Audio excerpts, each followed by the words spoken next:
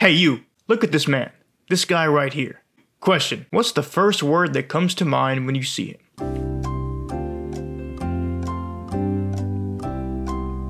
If your answer was fraud, then I'm sorry, but you are dead wrong. Anyone who is caught up to the Jujutsu Kaisen manga is probably aware of the fraud Kuna memes. They're everywhere. Twitter, YouTube, Discord, it's inescapable. You cannot say Sukuna's name anywhere in any context without immediately getting bombarded with, "You mean fraud Kuna? The king of curses, more like the king of frauds. Malfunctioning shrine, am I right, guys? What a fraud that bum-ass loser clown is." And don't get me wrong, the memes were funny at first, but now we're a good like 5 or 6 chapters past when the memes initially started. And it only gets worse every fucking week. And you know, I'm starting to get pretty tired of it actually. Especially since people, those being mainly Gojo stans, are taking this shit way too far. Saying Sukuna without Megami's body gets absolutely slammed by Gojo when we don't even know the guy's actual fucking curse technique yet. But let me chill. I'll get to their arguments and my rebuttals later. We still in the intro right now. But anyway, people be taking this shit way too far, actually calling the dude a bum when he's literally so far above everybody in the cast barring Gojo and ain't even funny. Like, the amount of disrespect is insane to me. Gojo's PR team really do be the best in the business. They are truly professional dick suckers. That's insane. I thought I was a Sukuna meat writer, but Gojo fans take this shit to a whole nother level. People be making fun of dude because he was shit talking Gojo, then proceeded to get done in, but they act like Gojo didn't just tell Sukuna to his face that he'd kill the man before Mahoraga adapted to his infinity, only to utterly fail at that and then get put into an even more disadvantageous position. And let's also not forget that he lost 3 domain clashes in a row and then barely managed to pull off a drop only because his experience in the prison realm allowed him to create that tiny domain. Pre-prison realm Gojo gets folded by Heian or Sukuna like a fucking omelet, but they don't want to talk about that, I guess. Without that tiny domain, he would have just kept losing the clash, never hitting Sukuna with unlimited void, until eventually he damaged his brain enough from RCTing his technique to render his domain useless, as we saw happen. But this time, Sukuna's brain would be fine and dandy, and he'd put bro 6 feet under in minutes. But anyway, enough about that. Point is, the Sukuna slander is getting on my nerves, and I've decided to put a stop to it. In this video, I will explain to you all the reasons why I think Sukuna beats the fraud Kuna allegations. So, the prospect of Sukuna being a fraud is rooted in the idea that without Megami's body, more specifically the 10 Shadows curse technique, he wouldn't have a chance in hell at beating Gojo, which in turn makes his position as a contender for being the strongest alongside Gojo crumble before our eyes, with Gojo being solidly above his original form without the 10 Shadows that reigned over Japan in the Heian era. But in my professional opinion, most people who think this way are so blinded by their agendas and the Gojo hive mind that they fail to actually look at the way the story has presented Sukuna up to this point and how Gege is setting up his role in the finale of the story. And by the way, I'll get this out of the way now. The argument that I've seen a lot of Sukuna fans use is, well, he took Megami's body with his own power to swap bodies and master the 10 Shadows almost instantly, which shows his mastery of Jujutsu and in turn makes the power of the 10 Shadows his own. Therefore, he is not a fraud because he is using something he rightfully earned. And while all of that is true, to be honest, it's lame as fuck, guys. Come on, we could do better than that, Sukuna fans. Maybe casual fans of the series see this as a valid argument and don't care, but us real Sukuna fans have pride and dignity attached to this character's strength, and it's all on the line right now. We need better excuses than that. Conceding that Gojo would wash Sukuna if he was in the Heian era is simply not an option for us. Actually, let me rephrase that. Conceding that post-prison realm Gojo would wash Sukuna if he was in the Heian era is simply not an option for us. So let me break down the part of the fight where the allegations began and tell you why they're wrong. Okay, so in chapter 229, Sukuna gets hit with Gojo's unlimited void and is then bailed out of that situation by Mahoraga, a Shikigami of the 10 Shadows. He then gets bailed out of a tough situation by Mahoraga again in chapter 232 after Gojo hits him with a black flash. These are the main instances that cause people to say Sukuna would lose without Mahoraga. And I'm sure you've heard this comeback before, but let me cook with it. We do not know Sukuna's actual curse technique, or what the open ability really is, or anything else that he has up his sleeve. Therefore, We do not know if he'd lose without 10 shadows, as it's confirmed by Sukuna and Gojo both in this fight that he's been purposely only using the 10 shadows curse technique instead of any of his own, minus Cleave and Dismantle as they were the sure hits of his domain. So just saying he'd lose because of these instances isn't really a valid argument, as we don't even know what all he can do. Now the main response I get to this argument is, well, if he has something else that would have been able to beat Gojo, he would have just used that instead.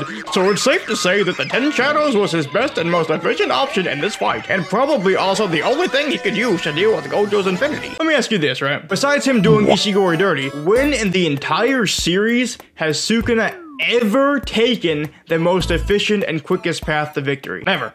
Not a single time. Well, you can argue he did for the Mahoraga fight, but he was in a hurry. He had to kill it and save Megumi before Yuji took back control, so that don't count. Shush. I will list you every fight he's had so far and show you, besides the chapter 2 scuffle with Gojo. That don't count, of course. Chapter 8. Instead of just slicing the finger bearer's head off, which would have taken basically no energy and would have been the most efficient, quickest route, he beats the fuck out of it, cuts off its limbs, and then uses his fucking domain expansion to finish it off. That is the complete opposite of fast and efficient. A reason he did this? He enjoys fighting and having fun with his opponent. Chapter 9. Instead of cutting Megumi's head off in half a second, he lets Megumi fight him and just beats him up for a whole chapter, and was even gonna let him use his trump card without stopping him whatsoever. And mind you, when this fight starts, Sukuna is not yet interested in Megumi for his plans. He gets the idea to use Megumi for his plans during/after this fight. Not very fast and efficient if you ask me. Reason?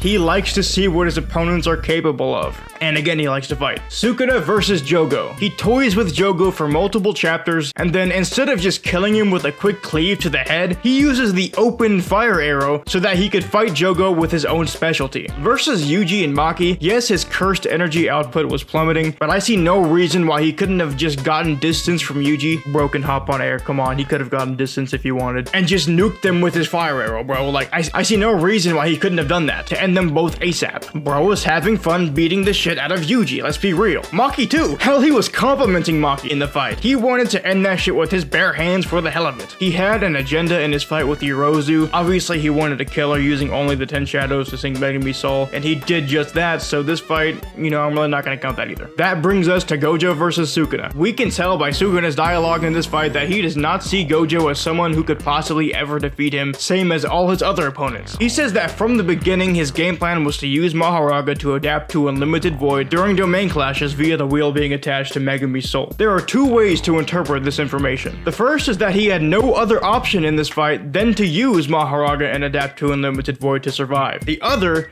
is that Sukuna just hopped into a new body with an exciting new curse technique that he's itching to try out in battle, and what better sorcerer to try it out on than Satoru Gojo? So he purposely avoided using his own abilities in favor of further trying out the 10 shadows in this fight. And if you're stuck on, well, how would he have gotten past Unlimited Void? I'm saying that if he wasn't using 10 shadows, then his game plan to avoid UV would likely just be a lot different, and this whole fight would look a lot different in how it's played out so far. I'm not saying either of these are correct, by the way. I'm just saying that with his history of playing around and having fun in battles, along with him saying things like, "You were lucky to be born in an era when I wasn't around," after he had just supposedly needed Mahoraga to survive, I'm just saying that both options are equally valid interpretations, and my point with all this is shutting down the argument of us not knowing his curse technique with the rebuttal of, if he could use something else he already would've, is simply an invalid response. If you just use some critical thinking, you'd come to that conclusion, I promise. Again, I'm not saying either of those two options are correct or wrong,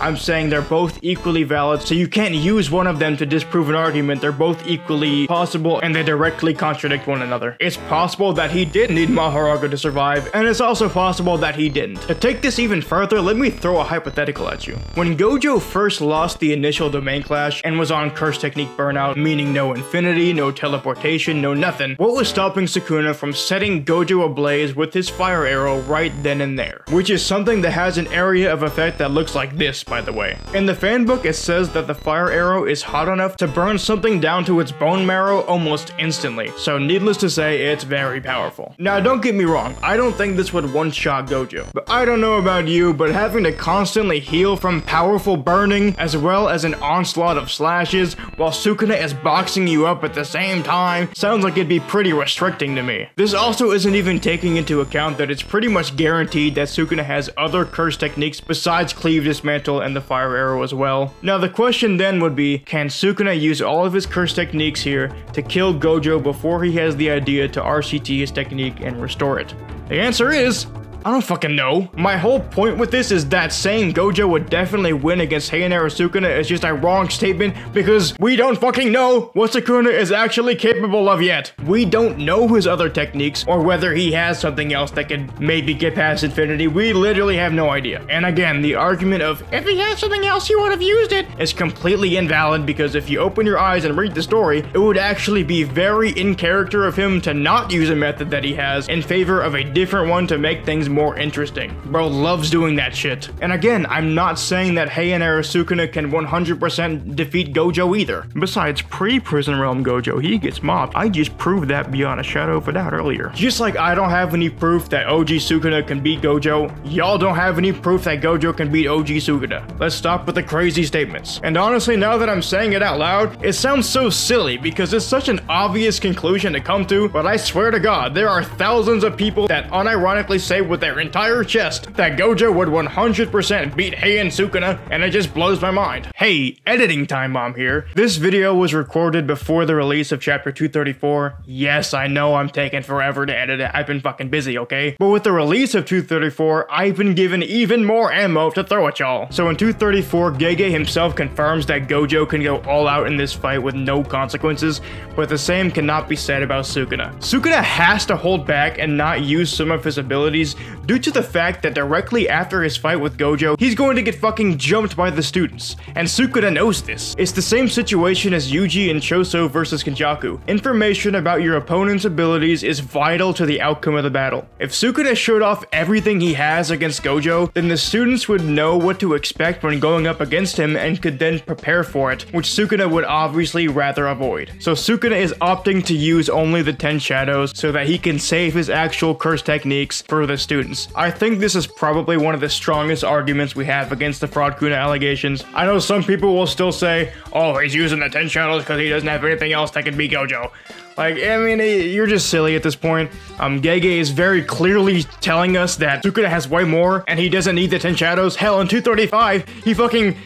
Actually, I'm not even gonna get into 235. I'll talk about 235 in a separate video that I'll be uploading later this week or next week or something. Sometime before the leaks for 236 come out, I promise. But either way, thank you, Gege, for giving us this information. Much appreciated. But that is enough from Future Time Bomb. Back to past me. But we aren't done yet, oh no. There was another argument that attacks the idea of Sukuna having other options besides 10 shadows. This time they try to use the narrative of the story. The argument is, if Sukuna could beat Gojo without the 10 shadows, then that would make Sukuna switching over to Megumi's body serve no purpose and would be bad writing. Sounds solid on the surface, right? Unfortunately, when you back away from the weekly chapter experience and look at the broader story, instead of trying to make every plot point tie back into Gojo versus Sukuna specifically for some reason, you realize that the purpose of Sukuna hopping into Megumi's body was obviously not to give Sukuna a technique that could allow him to defeat Gojo. Remember back in chapter 1 when Megumi saved Yuji from execution by asking Gojo to spare him, which led to his execution being postponed? Well, it turns out that Yuji repaying Megumi for that time is actually a huge part of the narrative. Wow! The whole thing with Yuji helping Megumi save Sumiki was Yuji trying to repay Megumi for that time. It stated as much in chapter 143 and chapter 212, but unfortunately Sumiki turned out to be a reincarnated player, and then Sukuna switched over to Megumi's body in order to be free from the cage that is Yuji and also to get a cool technique. Their plans came crashing down in the span of like a minute. Sumiki, Megumi's reason for living pretty much, was then killed and his soul sunk further into Sukuna. If Sumiki wasn't Yorozu hypothetically, and they succeeded in saving saving Sumiki, Yuji repaid Megumi and all that. Yuji would have then killed himself to get rid of Sukuna, then Gojo would have been released and he would have killed Kenjaku, and the story would have ended right then and there. But that's not what happened, because Sukuna ain't just gonna go out like that, because he's going to be the final villain of the series, and this is how Gege is setting that up. I'm gonna go off on a bit of a tangent here, but I swear it'll all tie back into the main point eventually. Just let me cook, alright? The significance of Sukuna being in Megumi's body is that Yuji now has to use his new body hopping technique or whatever that is to save Megumi from Sukuna, finally repaying him that debt. I imagine we'll then get Sukuna in his full original form somehow after this, and then Yuji and Megumi, the two main characters of the series, don't forget, will have to team up and take him down as the final fight of the series, as they now both have massive beef with the guy. I'm hoping Nobara would be in there too, but she hasn't come back yet, and who knows if she will. I'm still holding out hope, but we'll see. Megumi would now know how to use his technique to its full potential, as Sukuna literally showed him how, and Yuji is also guaranteed to get a massive power up at some point too, so them jumping Sukuna wouldn't even be that crazy power scaling wise either. In my opinion, this is clearly what Gege is setting up as the finale of the series. Making Sukuna use 10 shadows against Gojo would also allow for Gege to keep Sukuna's technique a secret until this final fight of the series with Yuji and Megumi for a max payoff reveal as well. One more thing. If Gojo versus Sukuna were to happen with Yuji being the vessel, how would that even work? There's no way Yuji would ever allow Sukuna to take control ever again, and the Enchain Pact doesn't allow Sukuna to hurt anyone, and it's only for a minute. And even if Sukuna somehow found a way to have full control in Yuji's body without a time limit somehow, then Megumi's significance in the story would drop to 0. He wouldn't know how to use his technique to the max, as Sukuna never shows him, and Yuji wouldn't get to repay him either. Not to mention, if Sukuna is in control of Yuji, the only way to stop him is to kill Yuji, cause it's not like Megumi can do the soul hopping thing to save Yuji, now can he? But the point of all of this is that there is so much more narrative significance to Sukuna taking over Megumi's body than these people think, and it isn't simply to give Sukuna something that can actually defeat Gojo. Not every plot point revolves around Gojo versus Sukuna, I'm sorry to tell you. One more thing. You remember when Gojo told Megumi that in the past, a 6 Eyes Limitless user and a 10 Shadows user fought and they both died in a draw, meaning that the 10 Shadows is a technique that can reach that level? This fight is literally Gege showing us how exactly that is the case, and mirroring that fight. Now, whether Gojo versus Sukuna ends in a draw as well is yet to be seen. I don't think so, but maybe it will follow that fight to a T. Who knows? So anyway, to bring this back to the main topic, you can't use this argument to try and prove that Sukuna is a fraud because it's simply incorrect. Alright, well those were the biggest arguments that I see people make in order to prove that Sukuna is a fraudulent king that needs his daddy Maharaga to fight Gojo, and they've all been debunked! Now as the series progresses, we'll obviously get a full reveal of Sukuna's abilities at some point, and when that happens, it could make me look real fucking stupid, man, it really could. But to be fair, I did say in this video that I can't say for sure who wins either until that reveal happens, so I'm not even saying Heian Sukuna slams. I'm just saying that Gojo fans need to keep their mouths shut with that fraud Kuna shit. They have no business saying that shit about the king. Alright, but anyway, that's about it for this video. If you agreed or disagreed with anything in this video, then you are legally obligated to subscribe. So go ahead and do that, please. Trying to reach 1,000 subs, you know, it would help me out a lot. Please and thank you. Like the video if you enjoyed, and comment if you think Sukuna is a fraud or not, and I'll see y'all in the next video. Deuces.